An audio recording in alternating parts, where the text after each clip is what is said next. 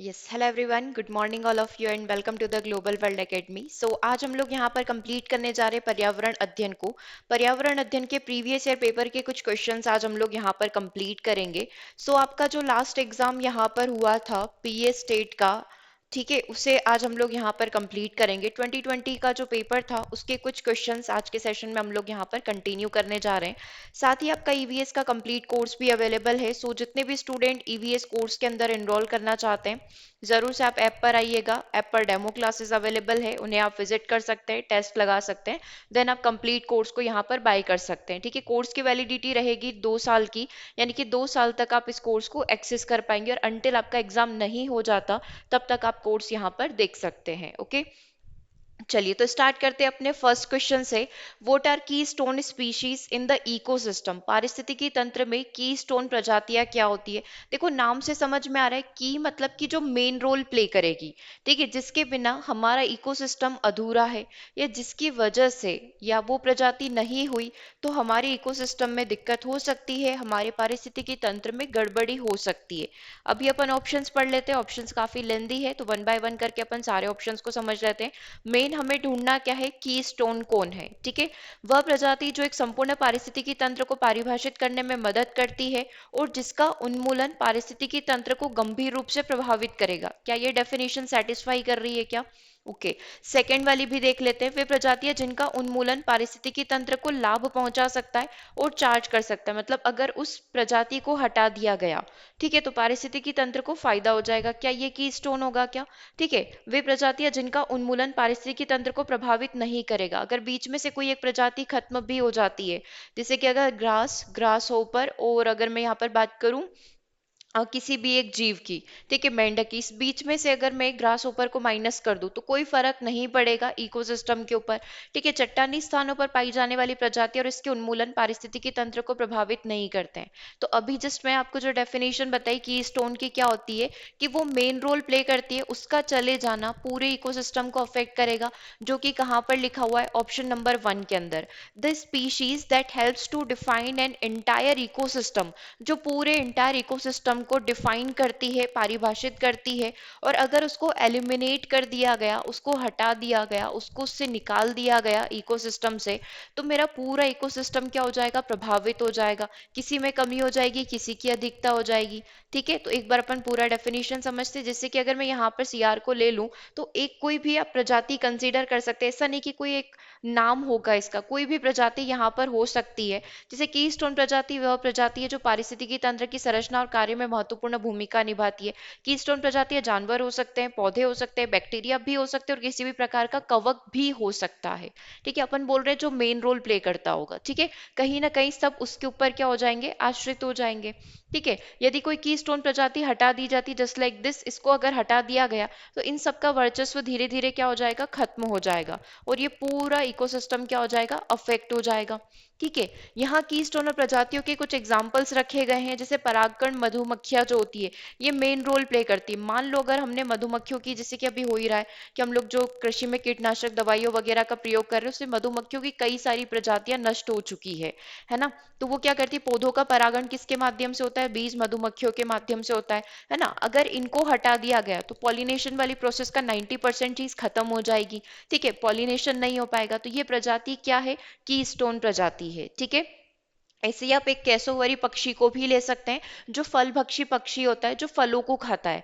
ठीक है, ये फल भक्षी पक्षी जो है ये क्या करता है, कई अलग अलग पेड़ों के बीजों को फैलाता है। वो फलों को खाता है और उसके बीजों को क्या करता है, वायुमंडल में फैलाता है, जिसकी वजह से नए पौधे यहाँ पर जन्म लेते हैं। अब कुछ प्लांट्स तो ऐसे होते हैं, जब तक कि वो कैसोवरी पक्षी उसको नहीं खाएगा, उसको रिलीज नहीं करेगा, तब तक वो प्लांट उगेगा नहीं, है ना। जैसे आपने वो कॉफी बीन्स वाली भी एग्जाम्पल्स देखे होंगे। इसी तरीके से दीमक भी कीस्टोन प्रजाति होता है। शुष्क भूमि के वातावरण में दीमक मिट्टी के गुणों को संशोधित करके रखता है और मैक्रोपोर्स यहाँ पर बनाते हैं, जो पानी के रिसाव करने में मदद करेंगे। अगर दीमक नहीं हुए तो यहाँ पर दिक्कत हो जाएगी। तो ये सब के सब क्या होती है, कीस्टोन प्रजातियां। तो एक कंक्लूजन, एक निष्कर्ष पर अगर अपन पहुंचे तो कीस्टोन प्रजातियां क्या होती है, ये वे प्रजातियां होती है जो इकोसिस्टम पारिस्थितिकी तंत्र में अपना महत्वपूर्ण रोल प्ले करती है, जिसको यदि इकोसिस्टम से हटा दिया गया, फूड चेन या फूड वेब से हटा दिया गया, तो पूरा इकोसिस्टम क्या हो जाएगा, प्रभावित हो जाएगा। ठीक है, अगला क्वेश्चन नंबर 2 देखिएगा, जिसमें बहुत सिंपल तरीके से पूछा हुआ है कि अगर कोई खतरनाक कचरा है तो आप उसको कैसे कैटेगराइज करोगे। बहुत सिंपल सा था। जब उस कचरे से मृत्यु दर नहीं बढ़ेगी, कचरे से मृत्यु दर बढ़ेगी, कचरे से मृत्यु दर घटेगी जब कचरा बिना किसी मदद के अपघटित हो जाएगा। तो अगर कोई कचरा खतरनाक है, दैट मीन्स कि उसकी वजह से क्या हो रही होगी, मृत्यु हो रही होगी। ठीक है, चाहे वो जीवों की हो, इंसानों की हो, किसी की भी हो। अगर उससे डेथ रेट यहाँ पर इंक्रीज हो रहा है तो वो खतरनाक है। तो बी आंसर जो है अपना कहाँ पर लिखा हुआ है, मृत्यु दर बढ़ती है ना। When waste increase mortality. ठीक है, तो अपना आंसर क्या हो जाएगा, ऑप्शन नंबर बी हो जाएगा। चलिए अगले क्वेश्चन की बात करते हैं। ईवीएस के विषय में आधारित दृष्टिकोण अपनाने के पक्ष में सबसे मजबूत तर्क निम्नलिखित में से कौन सा है। Which one among the following is the strongest argument in favour of adopting a theme based approach in EVS. सबसे पहला यह पाठ योजना को एक संरचना देने में मदद करता है और एक शिक्षण को अधिक प्रभावी बनाता है। यह शिक्षण को अधिक रोचक और गतिविधि आधारित बनाता है। यह अवधारणा, मुद्दों और कौशल की एक विस्तृत श्रृंखला को कवर करने में मदद करता है। यह विषय की सीमाओं को नरम करने और ज्ञान का समग्र रूप से आकलन करने में मदद करता है। हमसे सिर्फ पूछा गया है कि ईवीएस का जो विषय आधारित दृष्टिकोण है वो हमें किस मजबूत तर्क से समझ में आएगा। चार ऑप्शन आपके सामने। ठीक है, ये क्या करेगा, लेसन प्लान को मजबूत करेगा। पहले आप देख लो कि कौन सी चीज आपको सबसे ज्यादा स्ट्रॉन्ग लग रही, क्योंकि चारों पॉजिटिव है, दिक्कत किसी में नहीं है। लेकिन जो सबसे स्ट्रॉन्गेस्ट होगी वो हमको यहाँ पर निकालनी पड़ेगी। इसने क्या बोला है कि पाठ योजना को संरचना देना, शिक्षण को प्रभावी बनाना, इसने क्या बोला है, इसको ज्यादा रोचक बनाना, इसने बोला विस्तृत श्रृंखला को कवर करना, यह विषय की सीमाओं को नरम करने, that means it helps in softening subject boundaries and assessing knowledge holistically. सारी चीजों को कंबाइनली पढ़ना ईवीएस के बारे में है। मतलब ईवीएस में केवल पर्यावरण नहीं, शुरुआत में अपन थोड़ा बहुत उसमें अपना ये भी चीज इंक्लूड हो जाता है, साइंस भी आ जाता है, सोशल साइंस भी आ जाता है, सारी चीजें आ जाती है। दैट मीन्स कि जो करेक्ट आंसर होगा वो क्या हो जाएगा, ऑप्शन नंबर डी हो जाएगा।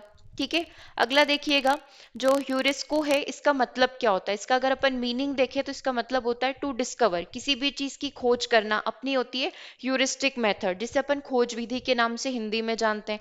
जब बच्चा नई नई चीजों को सीखता है, कैसे, खुद से रिसर्च करके, खुद से खोज करके, दैट इज ह्यूरिस्को। ओके, अगला क्वेश्चन देखिएगा, नेक्स्ट क्वेश्चन आपकी स्क्रीन पर है। कौन सा दाढ़ी वाला वानर अपने जीवन का एक बड़ा हिस्सा पेड़ पर बिताता है। यह मुख्य रूप से फलों पर निर्भर करता है। यह बीज, युवा पत्ते, उपजी फूल और कलियों को भी खाता है। चूंकि यह पेड़ों पर पर्याप्त भोजन प्राप्त करने में सक्षम है, शायद ही यह कभी जमीन पर आता है। तो ये किसकी विशेषता है। आपको ध्यान होगा ऐसे ही ये क्वेश्चन हमसे स्लोथ के लिए भी पूछा जाता है, लेकिन उसमें वो दाढ़ी वाला जानवर नहीं होता है। बट स्लोथ भी इतना ही लेजी, इतना ही आलसी होता है। मोस्ट ऑफ द टाइम वो पेड़ों से लटका हुआ ही रहता है, राइट। तो अभी अपन को एक हिंट यहाँ पर दे दिए कि वो एक दाढ़ी वाला जानवर है। वो गोरिल्ला हो सकता है, चिंपांजी हो सकता है, लॉयन टेल्ड मकाऊ, शेर की पूंछ वाला मकाऊ हो सकता है, या भारतीय हाथी है। देखो पेड़ों पर रहने की बात करी है तो ये चीज तो वैसे ही गलत हो गई। ठीक है, चिंपांजी भी नहीं होगा। अब आप देखो गोरिल्ला और मकाऊ में से क्या होगा। तो शेर की पूंछ वाला Macau, lion tailed Macau is the correct answer. ये है जो हमेशा पेड़ों पर रहना पसंद करता है, जमीन पर बहुत कम आता है, क्योंकि पेड़ों पर ही रहना है, उसी पर निवास करना है, वहीं पर सब कुछ खाना है। ठीक है, तो शेर की पूंछ वाला मकाओ, जिसे दाढ़ी वाला बंदर भी कहा जाता है, पश्चिमी घाट के वर्षा वनों में आपको यहाँ पर मिलेगा, जिसमें आपको बहुत ज्यादा बायोडाइवर्सिटी देखने को मिलती है। अपने 4 बायोडाइवर्सिटी जोन में भी आता है। इसकी सबसे खास विशेषता इसके चांदी के सफेद बाल हैं, है ना, सिल्वर वाइट मेन इसके अंदर है, जो गालों से लेकर इसकी दाढ़ी तक इसके पूरे सिर को कवर करके रखते हैं। ये एक अच्छा क्लाइंबर भी है और अपने जीवन का अधिकांश हिस्सा पेड़ों पर ही बिताता है। ठीक है, चलिए एक और अपन इसके बारे में भी बात कर लेते हैं, पोलर बियर के बारे में भी बात कर लेते हैं। कुछ एक्स्ट्रा क्वेश्चन भी इस पेपर के साथ अपन कंप्लीट करेंगे, क्योंकि जब बात हुई है एनिमल की तो एक बार इसका अपन पूरा टॉपिक कंप्लीट कर लेते हैं। ये पोलर बियर है, वन बाय वन करके इसकी सारी विशेषताओं को अपन समझेंगे। It has a layer of fat under the skin. इसके पास क्या होती है, वसा की लेयर होती है इसकी स्किन पर। ठीक है, इसकी स्किन पर काय की लेयर पाई जाती है, फैट, वसा की लेयर पाई जाती है। अब ये वसा की लेयर करती क्या है, the fat insulate its body from cold and keep it warm. ये क्या करती है, इसकी बॉडी को इंसुलेट करती है और इसके शरीर को गर्म रखने की कोशिश करती है। तभी ये ध्रुवीय प्रदेशों में रह सकता है, आसानी से सरवाइव कर सकता है। ठीक है, क्योंकि इसके पास फैट की लेयर पाई जाती है। अगला देखिएगा, it has a too thick layer of fur, इसके पास फर की दो लेयर होती है। ठीक है, एक फैट की लेयर होगी, दो फर की लेयर होती है। अब इसमें जो फर होते हैं वो उसको क्या मदद करते हैं, इसके शरीर को गर्म रखने में मदद करते हैं। दो इसकी विशेषताएं हो गई। तीसरी विशेषता देखना, it has a long curved and sharp close, इसके पास लंबे, कर्वी और शार्प नुकीले पंजे होते हैं, जो इसको क्या मदद करते हैं, जो इसको आइस पर चलने में, जो कि इसको बर्फ पर चलने में मदद करेंगे। ठीक है, अगला देखना, it has a very strong sense of smell, इसके पास क्या होता है, सूंघने की बहुत स्ट्रॉन्ग शक्ति होती है, ताकि आसानी से ये अपना जो शिकार है उसको आसानी से पकड़ पाए, उसको कैच कर पाए। ठीक है, शिकार को आसानी से ये सूंघ कर पहचान लेता है, उसको इजीली ग्रैब कर सकता है। अगली विशेषता देखना है इसकी, the white fur is not easily visible in the snowy white background, क्योंकि बर्फ भी वाइट होती है और इसके जो फर होते हैं वो काफी ज्यादा वाइट होते हैं, ताकि ये बर्फ में दिखाई ना दे। ठीक है, इसीलिए जब ये शिकार पकड़ने की कोशिश करता है तो ये इस तरीके से खड़ा रहता है कि विजिबल नहीं है कि बर्फ है या फिर यहाँ पर ये पोलर बियर खड़ा हुआ है। ठीक है, क्लियर है यहाँ तक? तो ये सारी अपनी जो ध्रुवीय भालू होता है उसकी विशेषता हो गई। अब इस बेसिस पर क्या होता है, आपके कई सारे क्वेश्चंस बनते हैं जो अभी अपन डिस्कस करेंगे। ठीक है, एक और जीव स्लोथ के बारे में देख लो, लॉयन टेल मकाऊ के बारे में देख लिया, ध्रुवी भालू के बारे में देख लिया, अब स्लोथ को भी डिस्कस कर लेते हैं। ठीक है, स्लोथ के लंबे मोटे फर हल्के भूरे रंग के होते हैं, लेकिन अक्सर नीले हरे शैवाल उसके ऊपर जम जाते हैं। ठीक है, जो कि इसके ऊपर उगते हैं। पंजों के बजाय उनके आगे और पीछे के पैरों में तीन घुमावदार पंजे यहाँ पर पाए जाते हैं, जो पेड़ की शाखाओं पर आसानी से लटकने में इनको हेल्प करेंगे। ठीक है, क्लियर है स्लोथ को लेकर? अगला क्वेश्चन देखिएगा, भेड़ की त्वचा से इसकी त्वचा की एक पतली परत के साथ भेड़ के ऊन को उतारने की जो प्रक्रिया है उसे क्या कहा जाएगा? मतलब भेड़ की स्किन यहाँ पर निकाली जाती है, पतली मतलब ऊपर की उसकी स्किन निकाली जाती है, उस प्रोसेस को क्या नाम दिया जाएगा? रीलिंग का प्रोसेस, अभिमार्जन, स्काउरिंग का प्रोसेस, शेयरिंग कर्तन बोला जाएगा, या फिर सोर्टिंग छटाई उसको कहा जाएगा? क्या आंसर होना चाहिए? भेड़ के शरीर से त्वचा की एक पतली परत को निकाला गया है, दैट इज शेयरिंग, कर्तन की प्रोसेस इसे यहाँ पर कहा जाता है। अब कर्तन की प्रोसेस में होता क्या है, सिंपली भेड़ के जो बाल है उसको निकाला जाता है। एक बार आप बेसिक प्रोसेस समझ लीजिए, देन अपन इसको एडवांस में समझेंगे। सबसे पहले भेड़ की ऊन यहाँ पर निकाली जाती है, जिसको अपन शेयरिंग बोलते हैं, है ना। उसके बाद इसको क्या किया जाता है, इसका अभिमार्जन किया जाता है, इसको क्लीन किया जाता है। अब ये दो तरीकों से हो सकता है कि बड़ी बड़ी टंकियों में उस ऊन को डाला जाए और उसमें जितनी भी धूल डस्ट गंदगी वगैरह लगी हुई है उसको क्लीन किया जाए। अब ये चीज मशीनों के थ्रू भी हो सकती है, मशीनों के माध्यम से भी हो सकती है। फिर बाद में ऊन से धागा बनाने की प्रोसेस यहाँ पर कंप्लीट की जाती है। ये बेसिक स्टेप है, एडवांस आप यहाँ पर देख सकते हैं। सबसे पहले शेयरिंग करी गई, सबसे पहले कर्तन किया गया, भेड़ की ऊन को उतारा गया। उसके बाद स्काउरिंग की प्रोसेस यहाँ पर करी गई, दैट मीन्स उसका अभिमार्जन किया गया, उसको क्लीन किया गया, उसको वॉश किया गया, आप कह सकते हो इन शॉर्ट। सॉर्टिंग मतलब छटाई की प्रोसेस यहाँ पर हुई है, छटाई में अच्छी वाली जो वुल है उसको अलग रखा गया, है ना, जो हल्की है या छोटी है ना, उसको अलग यहाँ पर किया गया, मतलब हमने छटाई कर ली।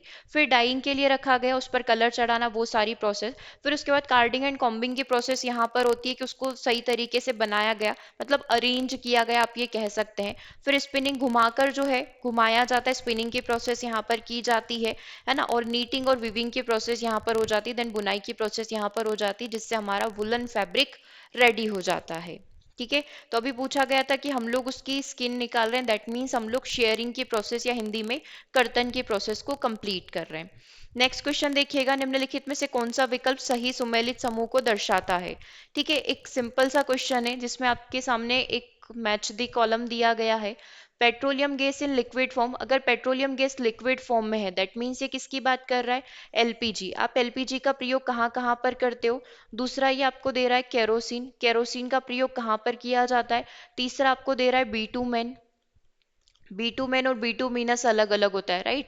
और अगला वाला आपको दे रहा है पैराफिन वैक्स, जो कि पेट्रोलियम का सब प्रोडक्ट है। इन चारों का प्रयोग कहाँ कहाँ पर किया जाता है वो आपको अरेंज करना है। देखो एलपीजी तो घर और इसमें ईंधन के रूप में प्रयोग होती है, तो पहले वाले के लिए अपन कोड लिख दे 2।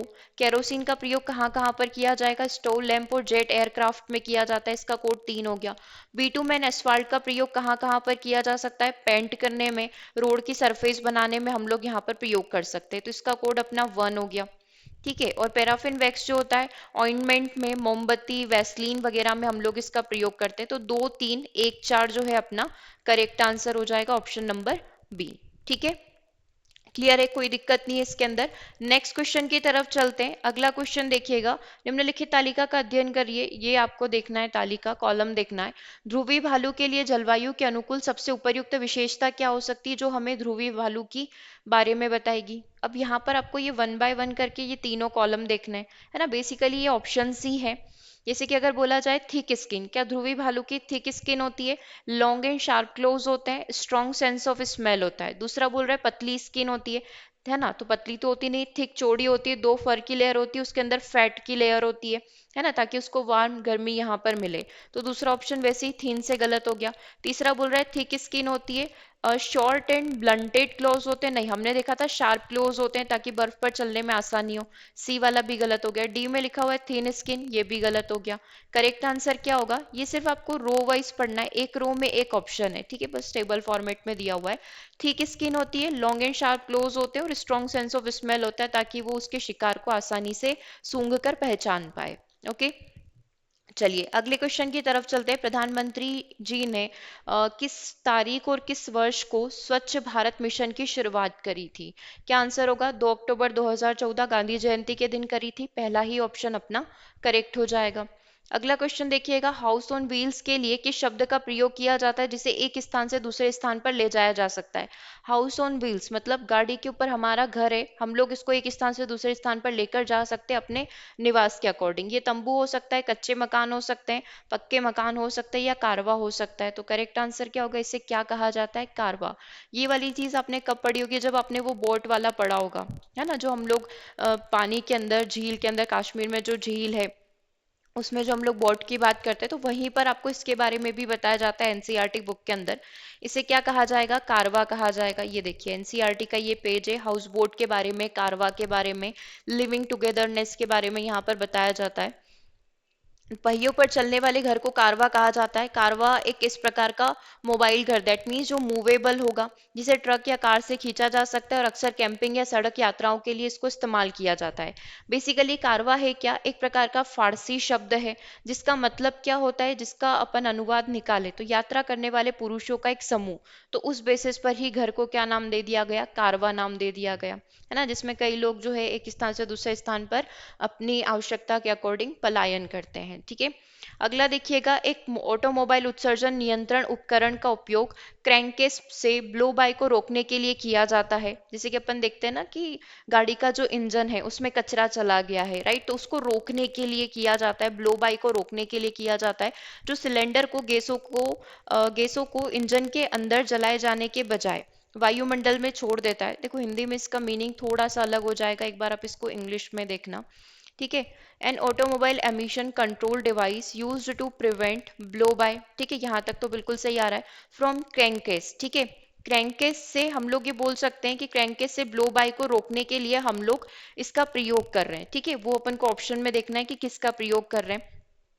By returning gases to the cylinder to be burned inside the engine instead of being vented into the atmosphere is known as, मतलब जो गैसेस एटमॉस्फेयर में छोड़ने के बजाय वो वापस से इंजन में ही जलने लग जाती है, उसे रोकने के लिए किस डिवाइस का या किस सिस्टम का प्रयोग किया जाता है, ये कहना चाहता है। ठीक है, पेपर में जब भी इस प्रकार के क्वेश्चन आए और नहीं समझ में आए तो दोनों ही लैंग्वेज में एक बार देख लेना, शायद थोड़ा सा क्लियर हो जाए। ठीक है, अब इंग्लिश में अगर आप देख रहे हैं तो अपोजिट मीनिंग निकल रहा है कि एटमॉस्फेयर में जाने के बजाय वो इंजन में ही चली जाती है। ठीक है, और हिंदी में देखोगे तो इसका जस्ट अपोजिट हो गया है। ठीक है, पेपर का ही क्वेश्चन है, इसीलिए सोच समझ कर आंसर करना। देखो ऑप्शन है हमारे पास, पॉजिटिव क्रैंकिस वेंटिलेशन इसे कहा जाएगा, इन शॉर्ट पीवीसी हम लोग इसे कहेंगे।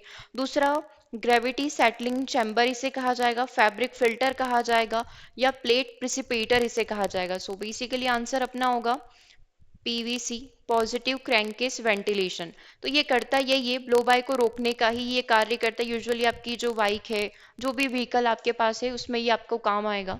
पॉजिटिव क्रैंकेस वेंटिलेशन वाल्व का वह उपकरण होता है जो क्रैंकेस से निकलने वाली ब्लो बाय गैस को इंजन में वापस जलाकर वायुमंडल में जाने से रोकेगा। ठीक है, पीसीवी जो होता है या पीवीसी आप इसे कहें, इस गैस के प्रवाह को इनटेक मैनिफोल्ड में नियंत्रित करता है और फिर से उनको क्या करता है, जलाने का कार्य करता है। अब समझ में नहीं आ रहा है कि एक्चुअल में किसके बारे में बात कर रहे हैं, तो एक बार अपन डायग्राम देखेंगे। ठीक है, एक बार आप इसके स्टेप्स देख लो, फिर अपन इसको डायग्राम के थ्रू समझेंगे। जो ताजी हवा है, ताजी हवा एयर इनटेक नली के जरिए क्रैंकेस में प्रवेश करती है। ताजी हवा ब्लो बाय गैसों के साथ मिल जाती है। पीसीवी या पीवीसी वॉल इनटेक मैनिफोल्ड से संयुक्त हवा और गैसों के प्रवाह को कंट्रोल करते हैं। गैसों को फिर से जलाया जाएगा, फिर से बर्न किया जाएगा। अब पीसीवी सिस्टम क्रैंकेस को दबाव में आने से भी रोकेगा, जिससे तेल की सीलिंग में समस्या हो सकती है और इसकी वजह से क्या होगा, इंजन की क्षमता यहाँ पर कम हो सकती है। ठीक है, ये आप कुछ इस तरीके से देख सकते हैं। ये इस तरीके से क्रैंकेस सिस्टम यहाँ पर रहेगा, पीसीवी सिस्टम यहाँ पर रहेगा। ठीक है, ये आप देख सकते हैं पीसीवी वेल्व, ये पूरा पीसीवी हाउस यहाँ पर होगा। अपन देखते हैं ना कि मान लो गाड़ी में नहीं चल रही तो अपन बोलते हैं यार कुछ कचरा तो नहीं आ गया, तो अपन इसको एक बार खोलते हैं। ठीक है, आप अपने व्हीकल में, बाइक में देख सकते हैं, इसको एक बार खोल कर इसको क्लीन कर कर वापस इससे अटैच कर देते हैं, फ्यूल टैंक से फिर से अटैच कर देते हैं इंजन से, राइट। चलिए, ठीक है, ये पिस्टन जर्नी पूरा किस तरीके से यहाँ पर इंजन बर्न होता है, किस तरीके से गैसेस निकलती है, उसके बारे में पूरा यहाँ पर बताया गया है। सबसे पहले इनटेक की प्रोसेस यहाँ पर होगी, लिया जाएगा फ्यूल को, यहाँ पर लिया जाएगा, स्पार्क प्लग है। देन इसके कंप्रेशन की प्रोसेस यहाँ पर होगी। ठीक है, जो एयर फ्यूल का मिक्सचर है वो यहाँ पर इसके थ्रू क्या होगा, कंप्रेस होगा। देखो ये घूम रहा है। ठीक है, उसके बाद क्या होगा, पावर होगा। ठीक है, थर्ड स्टेप क्या हो जाएगी, पावर हो जाएगी, जिसकी वजह से पिस्टन पूरा यहाँ पर डाउन होगा, ये नीचे की साइड आएगा। ठीक है, उसके बाद जो होता है एग्जॉस्ट की प्रोसेस यहाँ पर होती है कि गैसेस को वायुमंडल में रिलीज कर दिया जाता है। ओके, चलिए अगले क्वेश्चन की बात करते हैं। द्वितीयक प्रदूषकों में ओजोन शामिल है, जो तब बनती है जब हाइड्रोजन और नाइट्रोजन ऑक्साइड किसी उपस्थिति से जुड़ते हैं। मतलब हाइड्रोकार्बन, हाइड्रोजन नहीं, हाइड्रोकार्बन और नाइट्रोजन जो है किससे जुड़ेंगे तो यहाँ पर हमारी ओजोन बनेगी। ठीक है, इंग्लिश में भी देख लो, secondary pollutant include ozone which is formed when hydrocarbon and nitrogen oxide. जब ये दोनों जुड़ेंगे किसकी उपस्थिति में, तब आपका ओजोन बनेगा। तो बेसिकली अपन क्या करें, एक इक्वेशन, केमिकल रिएक्शन बनाकर देख लेते हैं। ऑक्सीजन करेक्ट आंसर हो सकता है, CO2 होगा, सनलाइट होगा या वाटर होगा। So sunlight is the correct answer, लेकिन कैसे उसको समझते हैं। जैसे हमने क्या बोला था, नाइट्रोजन डाइऑक्साइड है, सनलाइट की उपस्थिति में ये अपघटित होगी, किसमें विभक्त हो जाएगी, नाइट्रिक ऑक्साइड NO गैस के अंदर, और ऑक्सीजन का एक परमाणु यहाँ पर रिलीज हो जाएगा। NO2 से ये किसमें कन्वर्ट हो गई, किसमें विभाजित हो गई, NO में और O के अंदर। अब यही O वापस से, जैसे कि वायुमंडल में NO2 गैस तो है ही सही, वापस ये NO2 का एक और O होगा। मतलब ये एक पहली इक्वेशन है, और सेम इक्वेशन यहाँ पर दूसरी भी हुई होगी जिसने एक ऑक्सीजन के परमाणु को रिलीज किया होगा। जब ये दो ऑक्सीजन के परमाणु आपस में मिलेंगे, ठीक है, एक ऑक्सीजन का परमाणु और एक ऑक्सीजन गैस आपस में मिलेगी, तो ये क्या बनाएगी, ओजोन गैस यहाँ पर बना देगी। तो वायुमंडल में ओजोन गैस इस तरीके से क्रिएट होती है। ठीक है, फिर जब यही ओजोन वापस से इससे मिलेगी, नाइट्रिक ऑक्साइड से मिलेगी, तो वापस से क्या बन जाएगा, NO2 बन जाएगा, और फिर से ऑक्सीजन गैस यहाँ पर रिलीज हो जाएगी। ठीक है, तो ये इस तरीके से पूरी प्रोसेस होती है, जो कि एक नेचुरल प्रोसेस है जो चलती रहेगी। ये वायुमंडल में इतना ज्यादा नुकसान यहाँ पर नहीं करेगी। तो एक नेचुरल प्रोसेस की ओजोन किस तरीके से क्रिएट होती है, तो सबसे पहले नाइट्रोजन डाइऑक्साइड नाइट्रिक ऑक्साइड में कन्वर्ट हो जाएगी, इसका एक ऑक्सीजन परमाणु वायुमंडल के ऑक्सीजन से क्रिया करके ओजोन बना देगा। ठीक है, यही ओजोन वापस से जब NO के संपर्क में आएगी, तो ये वापस से NO2, एक पूरा सर्कल बन गया कि वापस से NO2 से वापस से हमने NO2 बना ली, और ऑक्सीजन गैस फिर से रिलीज हो जाएगी। फिर ये वाली NO2 वापस से इस इक्वेशन को बनाएगी, O को बनाएगा। फिर O जब इस ऑक्सीजन से जाकर मिलेगी तो O3 ओजोन गैस यहाँ पर बन जाएगी। ठीक है, चलिए अगले क्वेश्चन को देखते हैं। कुछ असामान्य अंडे देने वाले स्तनधारी। अब हमको पता है कि जो मैमल्स होते हैं यूजुअली क्या देते हैं, वो अंडे नहीं देते हैं, है ना, वो बच्चों को जन्म देते हैं। बट कुछ मैमल्स जो ऐसे एक्सेप्शनल केस हैं, है ना, जैसे एकिडना का नाम आपने सुना है। ठीक है, तो कुछ अंडे देने वाले स्तनधारी प्रागैतिहासिक काल से अपरिवर्तित रहते हैं, इसे क्या कहा जाएगा, मेसोट्रेम्स कहा जाएगा, पॉलीट्रेम्स कहा जाएगा, पेरीट्रेम्स कहा जाएगा, या फिर मोनोट्रेम्स कहा जाएगा। तो बेसिकली इन्हें क्या नाम दिया गया है, मोनोट्रेम्स का नाम यहाँ पर दिया गया है। करेक्ट आंसर क्या हो जाएगा, ऑप्शन नंबर डी हो जाएगा। ये आप देख सकते हैं, है ना, दिख रहा है स्क्रीन पर, मोनोट्रेम्स, इसमें आपका एकिडना आ गया, प्लेटिपस आ गया। ठीक है, ये इसी कैटेगरी के हैं। ठीक है, मैमल्स तो है, लेकिन क्या कर रहे हैं, ये अंडे दे रहे हैं। ठीक है, अगला क्वेश्चन देखिएगा, लौह तत्व युक्त भोजन ग्रहण करने से क्या प्राप्त होगा। अगर अपने उस भोजन में अगर आयरन है, ठीक है, अगर आपने वो कंज्यूम किया है, तो आपके शरीर को किसकी प्राप्ति हो जाएगी, हीमोग्लोबिन की। करेक्ट आंसर क्या हो जाएगा, option number B. Next question देखिएगा, निम्नलिखित में से कौन सी पहली आकाशगंगा है जिसने ब्लो अवे अवस्था में देखा गया था। कौन सा ऐसा पहला मिल्की वे है, गैलेक्सी है, जिसे ब्लो अवे अवस्था में देखा गया था, दैट इज पोक्स 186। ठीक है, POX 186 को यहाँ पर देखा गया था। काफी ज्यादा ये स्मॉल है ना। पोक्स 186 नामक ये आकाशगंगा इतनी छोटी है कि मिल्की वे के अंदर समा सकती है। शोधकर्ताओं ने ऐसा संदेह इस पर जाहिर किया है कि इसका आकार इतना छोटा है कि इसके सितारों की एक बड़ी आबादी के साथ, जो कि सूर्य के द्रव्यमान से लगभग 1 लाख गुना अधिक है, इस विस्फोट को यहाँ पर पॉसिबल बनाया है। तो लास्ट ब्लो अवे अवस्था में किसको देखा गया था? POX 186 को, पॉक्स 186 को देखा गया था। ठीक है, अगला देखिएगा, which of the following is a remote sensing Chinese satellite. अब हमें अपने खुद की कंट्री की तो याद करना ही है ना। हमारी दुश्मन कंट्री की भी हमको याद करनी पड़ेगी क्योंकि एग्जाम में पूछा गया है। ठीक है, तो चाइना की कई सारी है, जितने नाम पढ़ोगे उतने ही कम पढ़ेंगे। रिमोट सेंसिंग चाइनीज सैटेलाइट इन चारों में से कौन सी है? तो फर्स्ट ऑप्शन यहाँ पर करेक्ट है, जियुआन 1। ठीक है, इसकी एक पूरी सीरीज है इनकी, जो कि सुदूर संवेदन चीनी उपग्रह है, चीनी सैटेलाइट है, चाइनीज सैटेलाइट है, जो पूरी सैन्य गतिविधियां होती है उन सबका पूरा ये कंट्रोल रखती है, उन सबकी पूरी बताती है। ठीक है, पूरी इंफॉर्मेशन देती है। तो आप इनके नाम यहाँ पर देख सकते हैं, ये एक फ्यू है, मतलब न के बराबर है। सबसे पहले आप देख सकते हैं यायोगन, अगस्त 2024 में सिचुआन में शीचांग सैटेलाइट को यहाँ पर लॉन्च किया गया था। ठीक है, उसके बाद अगला जो नाम है जियानबिंग 11 है ना, जो कि अपनी है मई 2012 की। ठीक है, दूसरा आप देख सकते हैं जियानबिंग 12 है। ठीक है, जो कि सैन्य ऑप्टिकल सैटेलाइट है। फिर इनकी है एक और बीजिंग 3C, रिमोट सेंसिंग उपग्रह सैटेलाइट है। ओके, चलिए अगला क्वेश्चन देखिएगा, निम्नलिखित में से कौन एक परिक्रमा करने वाली अवरक्त वेधशाला है जो कि हबल स्पेस टेलीस्कोप की खोज का पूरक और विस्तार यहाँ पर करेगी? ठीक है, परिक्रमा करने वाली एक प्रकार की अवरक्त वेधशाला का नाम आपको यहाँ पर बताना है, जो इसमें दे रखा है कि हबल स्पेस टेलीस्कोप जो है उसी को और आगे यहाँ पर बढ़ाएगी। कौन सी हो सकती है? सबसे पहला जेम्स वेब है, दूसरा ऑस्ट्रेलियन रेडियो है, तीसरा स्पिट्जर है, और फोर्थ है अपना कैकवन टेलीस्कोप। तो ये है सबसे पहला option, James Webb space telescope. ये यहाँ पर ये कुछ इस तरीके से आप देख सकते हैं, दिख रहा है स्क्रीन पर। James Webb space telescope that is JWST एक परिक्रमा करने वाली इंफ्रारेड वेधशाला है, जो हबल स्पेस टेलीस्कोप की जो खोज है और उसको क्या करेगी, आगे विकसित करेगी। ठीक है, क्लियर है। नेक्स्ट क्वेश्चन देखिएगा, किस दिन उत्तरी गोलार्ध में सबसे लंबा दिन यहाँ पर माना जाता है? नॉर्थर्न हेमिस्फीयर की बात करें तो इसमें सबसे लंबा दिन कब होगा? 21 मई, जून, 21 जून को, 21 जुलाई को, या फिर 21 अगस्त को? जो सबसे बड़ा दिन यहाँ पर होता है वो होता है 21 जून का। करेक्ट आंसर क्या हो जाएगा आपका? Option number B. ठीक है, क्लियर है। चलिए अब नेक्स्ट क्वेश्चन को देखिएगा, निम्नलिखित में से कौन भारत में खारे पानी की सबसे बड़ी झील यहाँ पर है? ये भोजताल झील हो सकती है, जयसम्मद यहाँ पर हो सकती है, हीराकुंड हो सकती है, चिल्का लेक हो सकती है। सो ये क्वेश्चन आपका होमवर्क है, आप इसे कमेंट करके जरूर से बताइएगा। ठीक है, और एक और इसी के साथ आप क्वेश्चन करेंगे, मीठे पानी की सबसे बड़ी झील की अगर अपन बात करें इंडिया में, तो उसका नाम क्या है और वो कहाँ पर स्थित है? इसके बारे में आप सर्च करके आइएगा, कमेंट बॉक्स में कमेंट करिएगा, क्योंकि कल हम लोग लेग से रिलेटेड सारे टॉपिक कंप्लीट कर लेंगे।